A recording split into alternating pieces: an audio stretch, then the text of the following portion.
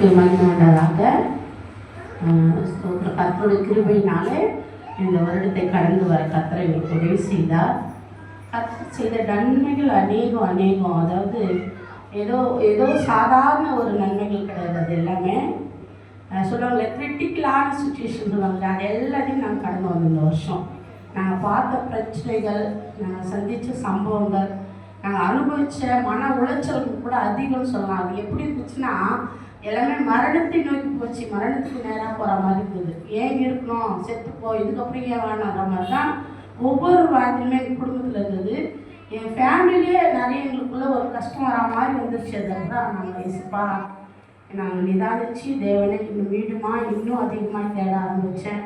அவர்கிட்ட என்னுடைய எல்லா காரியங்களையும் ஒப்பு கொடுத்தாண்டவரை என் தேவன் அப்பா எங்கள் ஜீவனோட சாட்சியாக வைக்கணும் அப்படின்னு சொல்லிட்டு கர்த்தருடைய கிருபையினால இதெல்லாம் விவரித்து சொல்லலாம். ஆனால் நேரம் இருக்காது. தேவன் எங்களை நான் 2 விஷயம் தான் யோசிச்சு பார்ப்பேன் அடிக்கடி.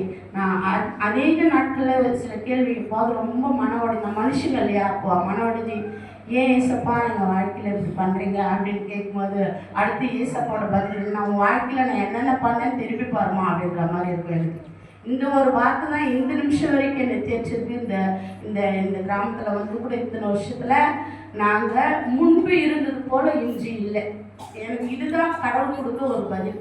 நான் கஷ்டப்படுறேன்னே ஏசப்பாடுவேன், நீ கஷ்டப்படலாமா, நீ முன்னாடி எப்படி இருந்தால் நினச்சி பாரு அப்படின்வாரு. நான் கடந்த காலத்தை நினைக்கும் போது கர்த்தர் ஒவ்வொரு வருடமும் எங்களுக்கு பெஸ்ட்டாக வச்சுட்டே வராரு. அது பொருளாதாரமாக இருக்கட்டும், இல்லை எல்லா காரியங்களும் கர்த்தர் எங்களை என்ன பண்ணுறாரு, மேன்மையாக வச்சுக்கிட்டே வர்றாரு. நிஜமாகவே இதை நான் கஷ்டமாக அந்த சாட்சி சொல்ல கர்த்தர் செய்த அந்த மேன்மையை நினைச்சு நாங்கள் நிஜமாகவே நன்றி சொல்கிறோம் கர்த்தருக்கு. அந்த கர்த்தர் இந்த ஒரு வருடத்திலும் என் தேவன் எங்களை அப்படியே சாட்சியாகி வைப்பார். கர்த்தருடைய கிருபையினால இந்த வருடத்தில் நீங்கள் அநேக சபையார் கூட எங்களுக்கு அது ஜெபிச்சிருப்பீங்க. உங்களுக்கு நன்றி, ஊழியருக்கு நன்றி.